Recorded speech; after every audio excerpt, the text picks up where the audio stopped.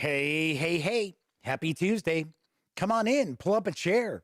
The Gaming Gang Dispatch is in the air.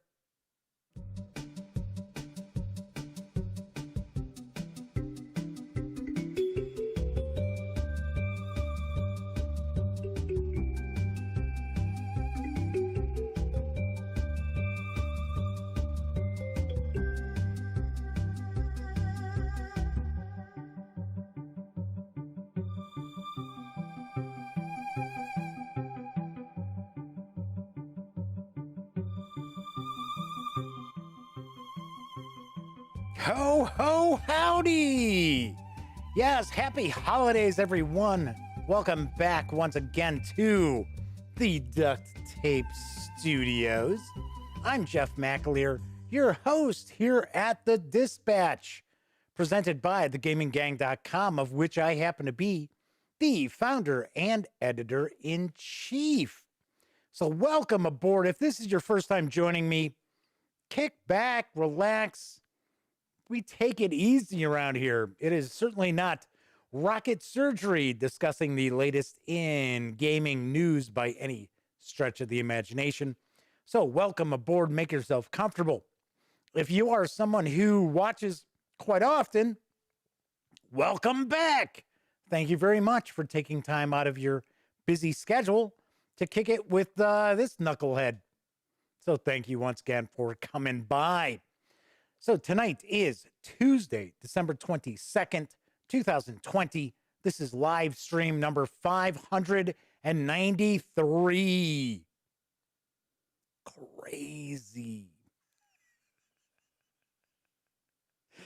I do want to mention, if you like this video, by all means, please give it a quick thumbs up. Subscribe to the channel if you haven't already. And if you do subscribe, ding that bell, because it'll not only let you know when the Dispatch airs live right here on YouTube, it'll also tell you when I upload other videos, such as my review of Cubicle.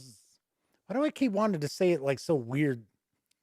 Probably because it's got this oddball cheese thing on the cover. Cubicle from AEG. So I just finished shooting that review, and it will be up a little later on tonight. So stay tuned. The game's actually hitting stores in February, so you're getting some advance notice on if it's good or not. Anyway, of course, when you're not watching videos on the Gaming Gang channel, be sure to visit thegaminggang.com for all the latest in gaming news, reviews, and a whole lot more. Get your geek on at thegaminggang.com. Of course, this is a live stream, so that means chat is available. It's not on screen. It's one of the ways I keep some of the more unusual commenters at bay.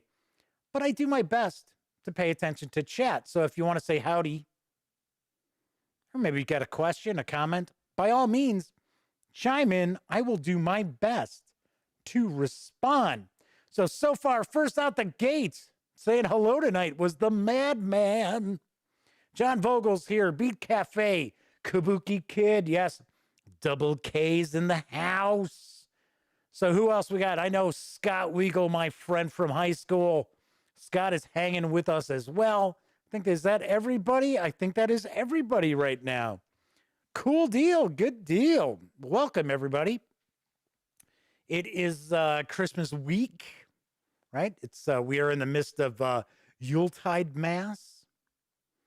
I know Hanukkah had wrapped up a few days ago, so if you were out there celebrating Hanukkah, I hope you had a wonderful holiday season. To me, this is all just the holiday season. I mean, I learned years and years ago, before we had to worry about political correctness or anything like that, when I dealt with the public all the time, I always said, happy holidays. Enjoy the holidays. Have a great holiday. Hope you enjoy the holiday season. I never had anybody complain. In fact, a lot of people who may not have been Christians appreciated that fact. So I certainly do not mean any disrespect when I wish all of you a very happy holiday. Even if it's Festivus, for the rest of us, right? All right. Anyway, got a good amount of news tonight. We got some cool stuff cooking. And then I will pontificate about if I think we're going to have a convention season this year. Wonder. We'll talk about that after the news. But first off, let's jump on into the news, because now arriving in stores from Rio Grande Games is Beyond the Sun. Here's some of the details. Beyond the Sun is a space civilization game in which players collectively decide the technological progress of humankind at the dawn of the spacefaring era, while competing against each other to be the leading faction in economic development, science, and galactic influence. The game is played over a variable number of rounds until a number of game end achievements are collectively claimed by the players. The winner is the faction with the most victory points, which are obtained by researching technologies, improving their economy, controlling and colonizing systems, and completing various achievements and events throughout the game. On a turn, a player moves their action pawn to an empty action space, then takes that action. They then conduct a production phase, either producing ore, growing their population, or trading ore for one of the resources of another. Finally, they can claim up to one achievement if possible. As players take actions, they research new technologies that come in 4 levels. Each technology is one of 4 types: scientific, economic, military, or commercial. And higher level technologies must match one of the types of tech that led into it. Looks like kind of a tech tree, I guess. Thus, players create their own. There we go. Boom. Here we go. Hey, jumping a little ahead there, Jeff.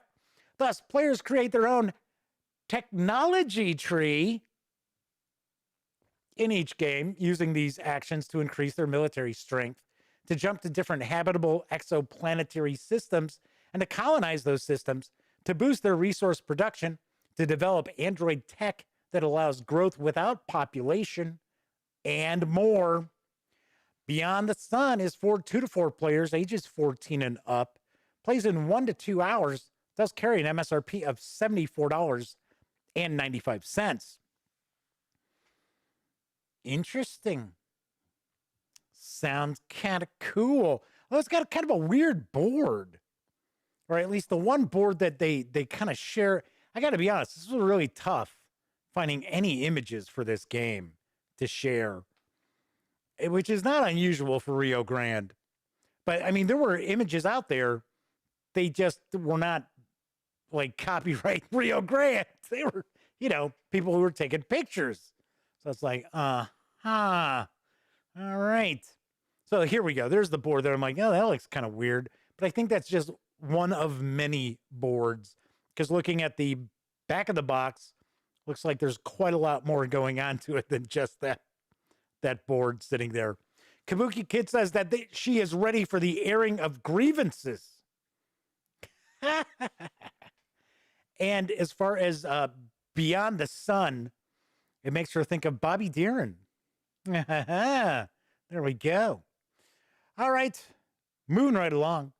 Hitting stores next year, I think it's early next year, from Ares Games and Phalanx Games, is the 4th edition of Successors. I've got the dope. I'm going to take a quick sip first, because wait till you get the length of this first paragraph from the sell sheet. Here we go. You are standing in a half-lit alcove in one of the inner chambers of I always have a tough time with this name. Nebuchadnezzar II's palace. Babylon is scorching under the late spring sun, but the events which are taking place before your very eyes chill you to the bone. A 13 years reign of unmatched courage, splendorous victories, and relentless conquests comes to an end, not with a last glorious battle, but a death rattle. Alexander the Great, surrounded by his most loyal generals, is breathing his last breath. You are not quite sure if you've heard the raspy whisper coming from within the circle correctly. For the strongest. What does it mean? The broad shoulders of generals part a little and allow you to see Alexander's lifeless, mask-like countenance and his ring, a symbol of his astonishing power, placed on a small pillow resting upon his chest. You take a bow to pay respect to your beloved king, with whom you have battled arm in arm for the past 10 years, since Isos. When you look up, fighting to clear the lump in your throat, you can't believe what you are seeing. Some of the generals have focused their stares upon the ring, stares you have witnessed many times before in other circumstances, of course, but nevertheless. Stares of self-restricted greed, the greed of power, breaking loose. You momentarily tense up, glaring furiously, clenching your fists. This can only mean one thing. War of the Succession is soon to come. That's the first paragraph. Can you believe that? That is one paragraph. It's like, break it up, guys. Lose yourself in one of the best multiplayer strategy games ever published. Take part in the conflict between the titular Daidochi successors to the legacy and empire of Alexander the Great. Clash with your former brothers in arms turned enemies to gain control of provinces in order to increase the number of your victory points, or pull appropriate strings to secure the legitimacy points, example by providing Alexander's tomb with a suitable resting place. But beware, too many victory points with respect to other players, and you end up having an esteem of a usurper who can be attacked freely by everyone. Therefore, choose your strategy wisely. It sometimes is more profitable to hold your horses, for every aspect of the game is intertwined with one another, and the sudden turn of events may surprise you with the most unfortunate outcome. For instance, you might be forced to take sides with someone who stabbed you in the back a couple of rounds earlier. However, as they must have said even in the 4th century BC, the end justifies the means, especially when secession is at stake. The 4th edition of this card-driven point-to-point movement strategy game is having a plethora of upgrades which make it stand out among similarly themed games. It also pays homage to its past editions released by Decision Games, Avalon Hill, and GMT Games, respectively. A new improved layout of the board, charts, and cards, a rewritten and updated rulebook to fix the inadequacies of previous editions, an introduction to historical scenarios which streamline the gameplay and shorten game sessions, etc. The icing on the cake is its graphic design, a state-of-the-art map board based on original art by Mark Simonich, over 60 outstanding illustrations inspired by historical sources, and 12 large 40mm plastic leader miniatures. All of these make the game pleasurable to watch and even more pleasurable to play. So prepare your armies to buckle down, sharpen the blade of your tactical sixth sense, and whet your appetite for claiming your right to Alexander's throne. For heaven cannot brook 2 sons, nor earth 2 masters. There can only be one true successor. Successor's 4th edition is for 2 to 5 players, ages 14 and up. Plays in anywhere from about 90 minutes to 5 hours, depending on the scenario. I do not have an exact MSRP just yet for the edition that will be released by Ares here in North America, but I can tell you it'll be approximately $110, because right now, if you get the European edition, it's 90 euros. Current exchange rate is about 110 bucks. I think it's 109.60, something like that. A Grey Day has joined us in chat. Good to see you, Grey Day. Thanks for popping in to hang out. So, it is the midst of the 15 free games from Epic Game Store. Today is a new offering, and it is Metro2033 Redux from 4A Games and Deep Silver. Here's the scoop. In 2013, the world was devastated by an apocalyptic event, annihilating almost all mankind and turning the Earth's surface into a poisonous wasteland. A handful of survivors took refuge in the depths of the Moscow underground, and human civilization entered a new dark age. The year is 2033. An entire generation has been born and raised underground, and their besieged metro station cities struggle for survival, both with each other and the mutant horrors that await outside. You are Archim, born in the last days before the fire, but raised underground. Having never ventured beyond the city limits, one fateful event sparks a desperate mission to the heart of the metro system to warn the remnants of mankind of a terrible impending threat. Your journey takes you from the forgotten catacombs beneath the subway to the desolate wastelands above, where your actions will determine the fate of mankind. But what if the real threat comes from within? I would have shared the video, the launch video, but just like yesterday, I would have gotten flagged for copyright violation. So, sorry, no PC launch video. Or I could have played it without any sound, but it's like 2.5 minutes long. So, a little too long to have it in complete silence.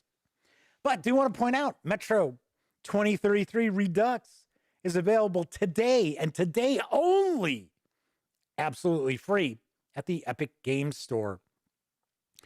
Very cool. Now, I have to say, I am almost positive that this was one of the games from last year's holiday extravaganza of free gaming. So, excuse me, you got something, a little frog in my throat. But I gotta say, I've never played that. There's one Metro game that I started to play at some point. I think it was a Metro game. Because it was, well, maybe it was Stalker. Maybe it was Stalker, because Stalker is also set in the former Soviet Union. So maybe it was that. But, gotta say, it looks pretty good. And I do believe that Metro2033 Redux is actually two Metro games together that were basically revamped and given some polish. So Grade A is mentioning that they hear that Fantasy Flight Games is shutting down their forums. Huh. I wonder. So, I don't know. I haven't heard anything. Once again, I'm usually not digging that far down in stuff. I'm usually getting stuff ready for the show. And, of course, like shooting reviews and stuff like that. So, I did not, and FFG isn't a company I really follow much anyway. But that's interesting. We'll have to discuss that a little bit after the news. Speaking of the news, let's move on to our next news piece. Let's talk about some role-playing game news, because there is a new bundle of holding. It's now available. It features Blades in the Dark from 1-7 Design Studio. Here's the latest. Round up your crew, Scoundrel, because this new Blades in the Dark bundle presents the Blades in the Dark tabletop fantasy role-playing game.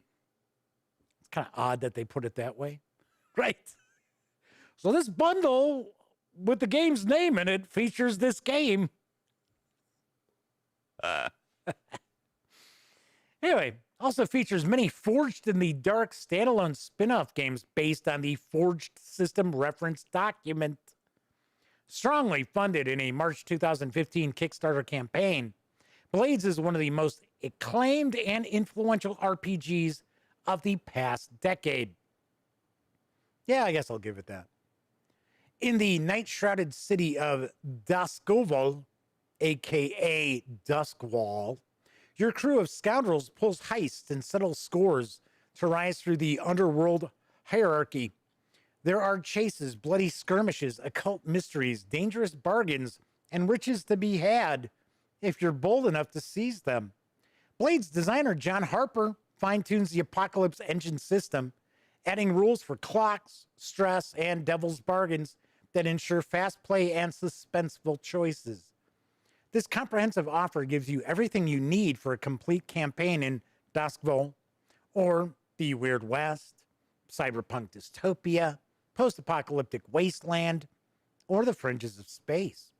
For just $12.95, you get all 4 titles in the core collection with a retail value of $44 as DRM-free PDFs, including the complete Blades in the Dark core rulebook, along with the Duskwall heist deck, the incredibly detailed Duskoval street maps, and the innovative solitaire rule set Alone in the Dark, which was also a pretty cool computer game way back in the day.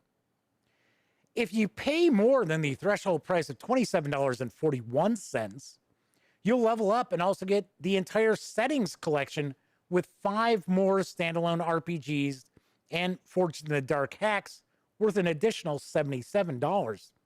See if you can tell their subjects from the titles alone.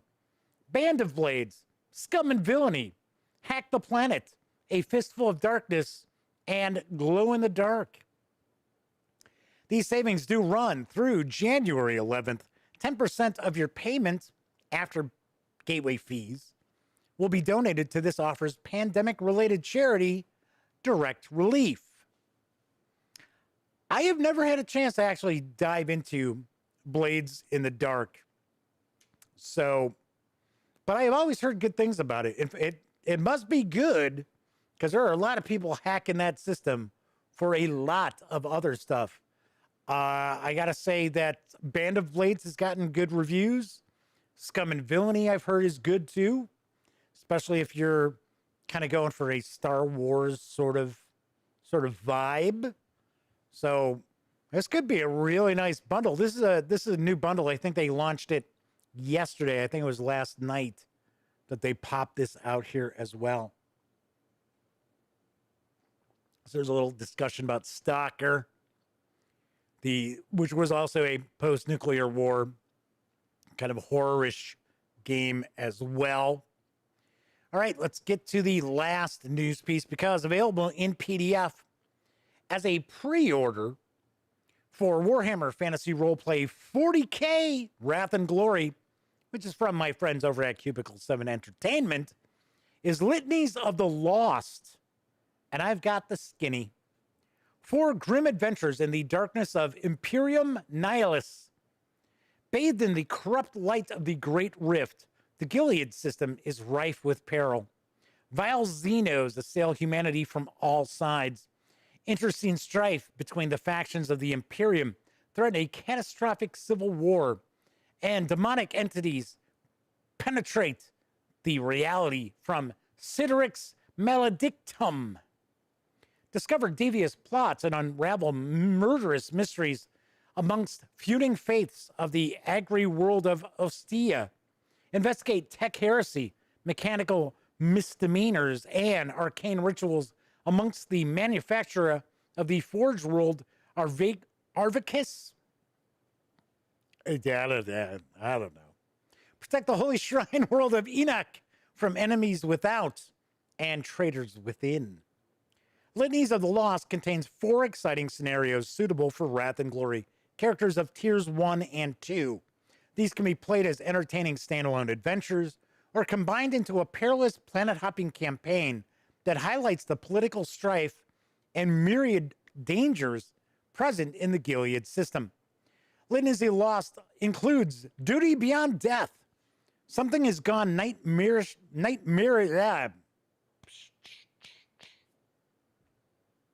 Why does this not nightmarishingly?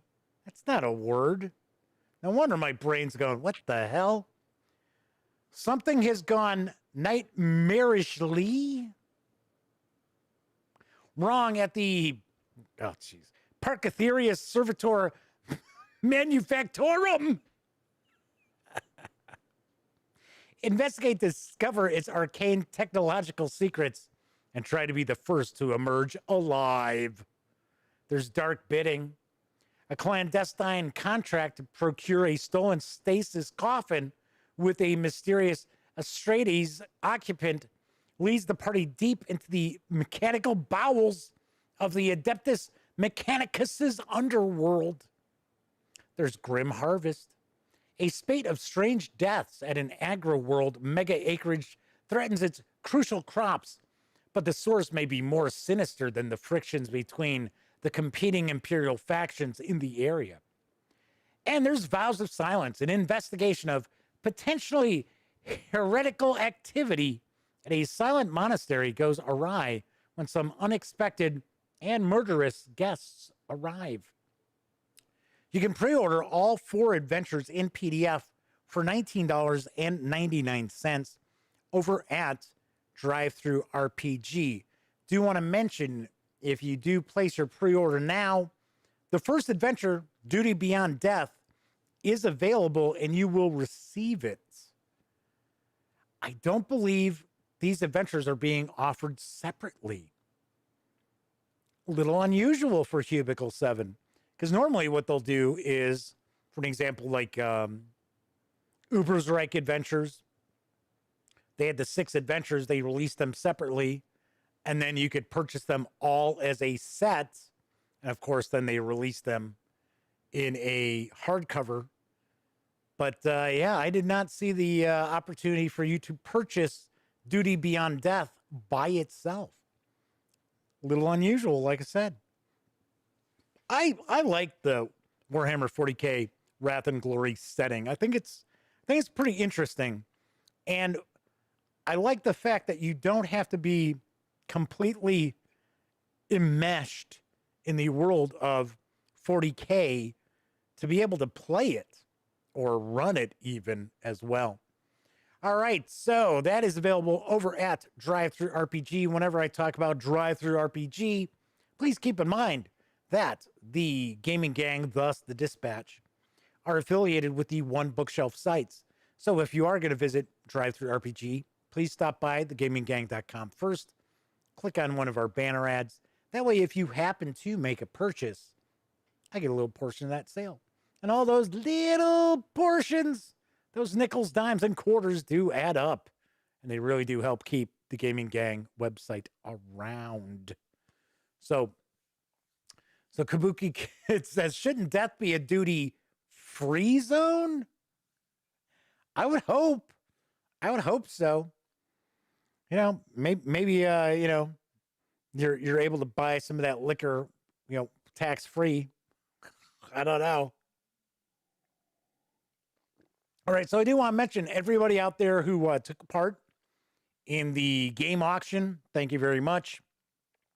Tonight, I will be shooting out some emails, just confirm the items that people bid on, and then they have to give me their address that they want it shipped to, so I can get them a quote as far as the shipping on it as well. And I'll tell you, boy, there are a lot of people upset with the U.S. Post Office right now,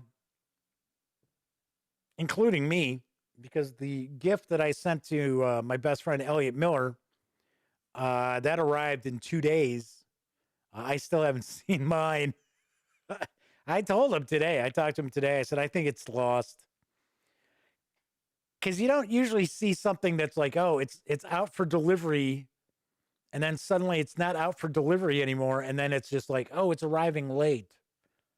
And then you look and there's like no history of it except for it arriving in the suburb that it went out from. So Flaming Huron is in chat with us as well. Good to see you, Flaming Huron. So Flaming Huron cries when he sees the cost of shipping. Well, we'll see what we can do. Flaming Huron got some books, so I think at least we can get small boxes. So we can get them out in something small. But I do understand we are going to be shipping internationally, so that is something I will have to look into as well. All right, anyway. So I know Grade A was talking about FFG closing down their forums on the first of the year. I don't know what that means. I gotta say, I don't know. The Madman's got to rock out. Good to see you, the Madman. Enjoy your Christmas. Happy holidays to you as well. Because yes, Wednesday nights are every other Wednesday night is the Madman's gaming night. So very cool. So Kabuki Kid says, books I can do media mail. Not true. For one, I don't think I can use media mail to ship internationally.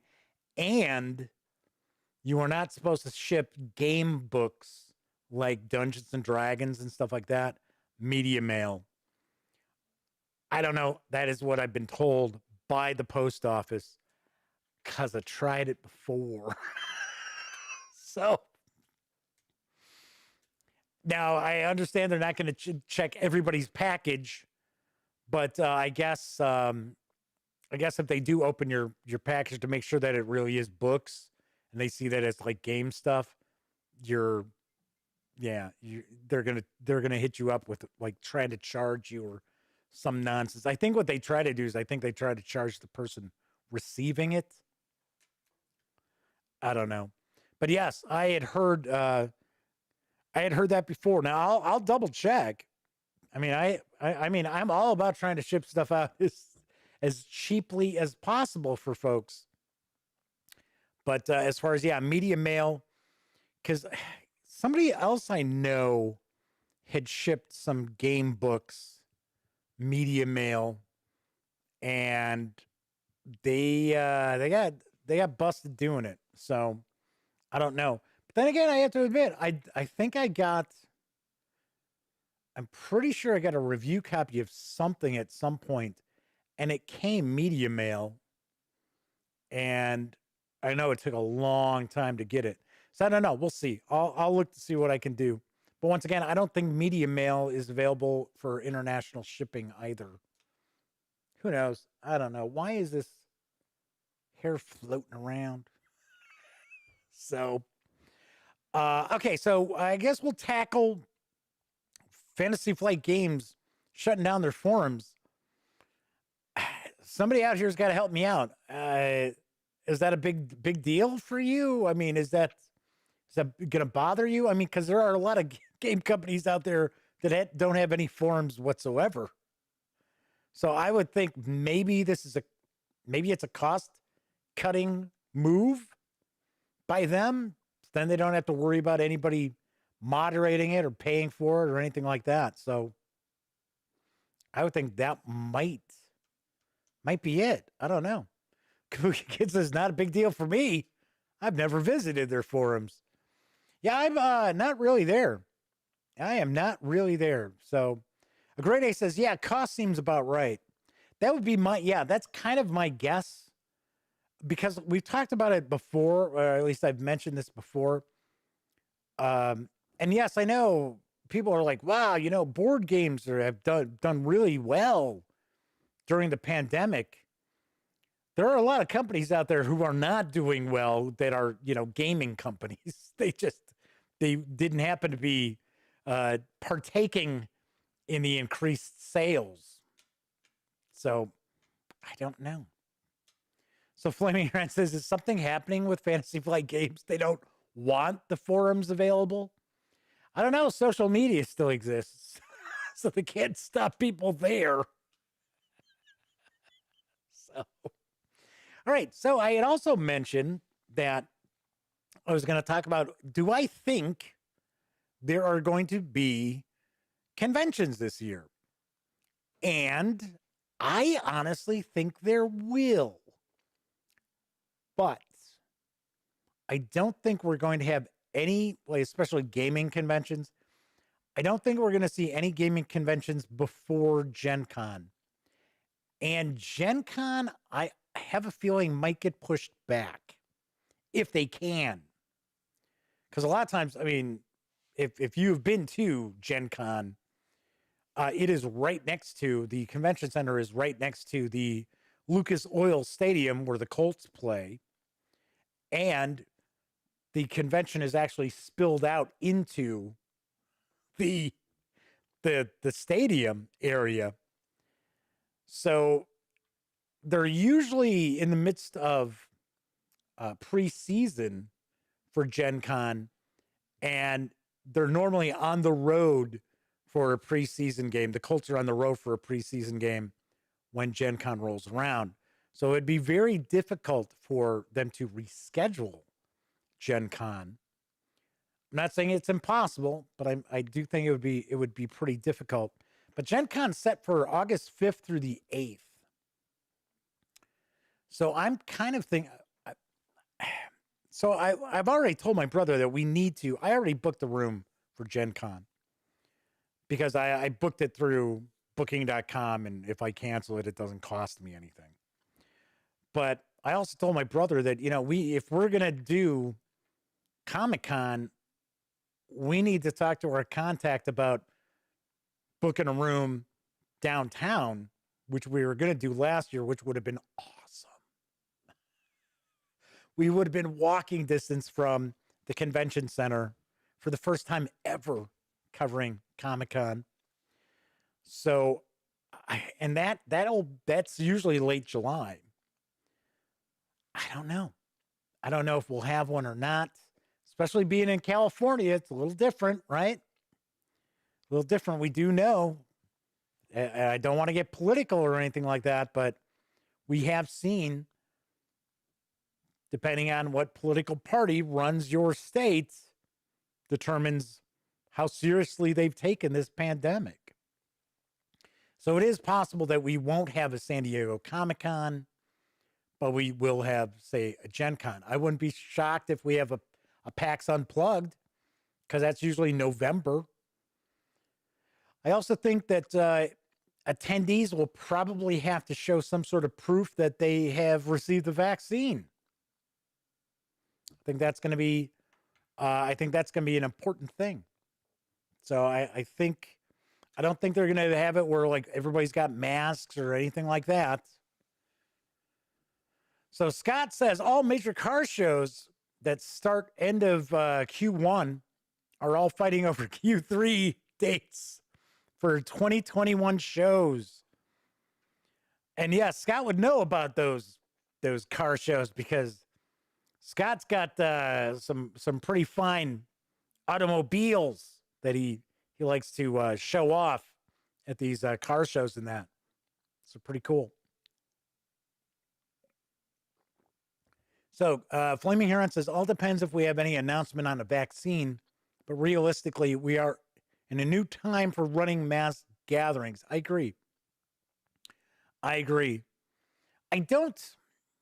What I think would maybe happen with Gen Con is they might cut the number of tickets, say to 60,000, somewhere around there. I don't know. All the information that I've got as far as Gen Con is that they are not doing badge registration yet, and they're not doing like events or anything like that yet. They're waiting. They want to wait to see what happens, but they have also indicated that for all intents and purposes, they plan on having Gen Con August 5th through the 8th. So I booked my room for Elliot and I, and if my nephew Cameron goes, or if my brother goes, he usually goes for a couple of days. So I'm like, okay. So I'm like, I booked my room. So if I have to cancel it, I cancel it. All right. So Mr. Underhill 40 has joined us in chat. So has Dennis Kozrowski is in chat with us once again. Welcome to both of you. We're getting close to the end of the show, but thank you for coming in and hanging out in chat. But yeah, as far as other conventions, I don't think we'll have an Origins. I think Origins is a little too early. I don't think we'll have enough people will have been vaccinated. Although I got to admit, they really were trying to push it last year to still have it. And I gotta be honest, just the weird stuff that was going on behind the scenes at Origins, I don't even know if I'd go to cover it. I don't know. I like the convention, and I get an opportunity to hang out with my good friend, game designer Herman Luttman, as well as game developer and designer Fred Manzo. So that's cool. I get to see some of the people from companies that I don't see at Gen Con. So like Mark H. Walker. Yeah, I get to see Mark H. Walker So which is it, Jeff? Marching or walking? Which is it? And the rest of the team from Flying Pig / Tiny Battle. I don't know. I don't know. I have no idea. I know we're not going to see like smaller comic shows. I know we get the Chicago. Well, it's called C2E2. It's the Chicago Entertainment and Pop Culture. It's a Read. What is it? Read Pop is the company that does it. They do the New York Comic Convention as well. I don't think we'll see that because that's usually in April. So I think that's a non-starter right there. I don't know. I'm kind of curious though, and you in chat, you can chime in. Those of you who watch after the fact, by all means, feel free to comment in the comment section of the video. But if you go to conventions, will you return to conventions in 2021? Will you want to take a little more time? Is COVID pretty much kind of turned you off of going to conventions in the future, or any big event with a lot of people? Great A says no cons, no mas, no malls, no cons, no parks. Well, I don't mean now. I mean, once people have been vaccinated, that's what I'm talking about. That's what I mean. Once people have been vaccinated, are you considering going to conventions, going to big events, things like that? I think I would.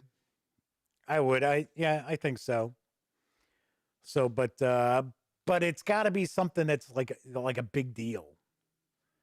So, like San Diego Comic-Con, GenCon. GenCon's my favorite convention every year. So, of course I want to go to that. But other stuff, because I get invited to, some of the smaller cons, which normally I don't attend because I don't have the finances to do it. But I think I would avoid those even if I did have the financing.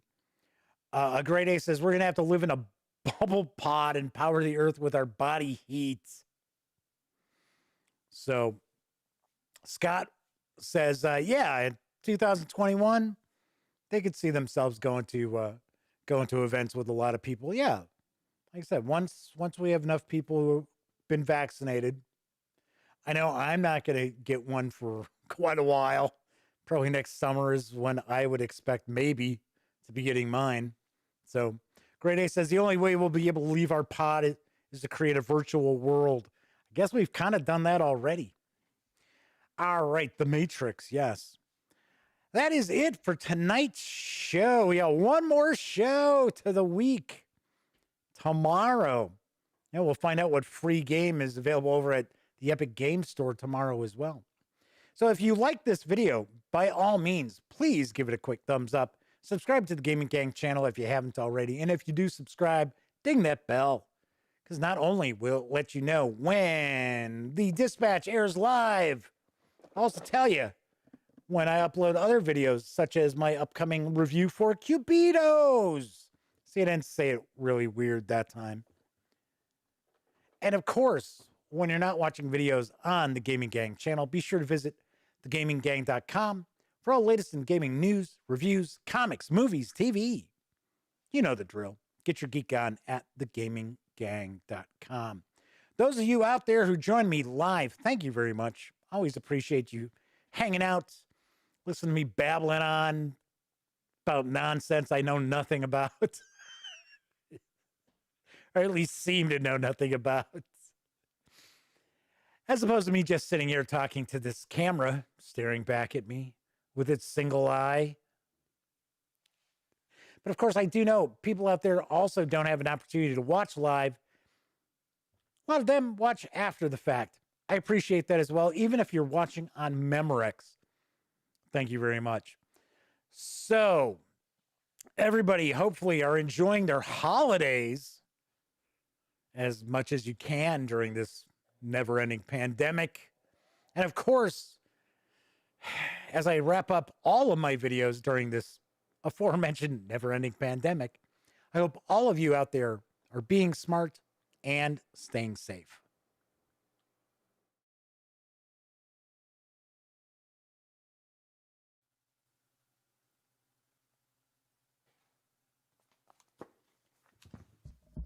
Oh, you're still here.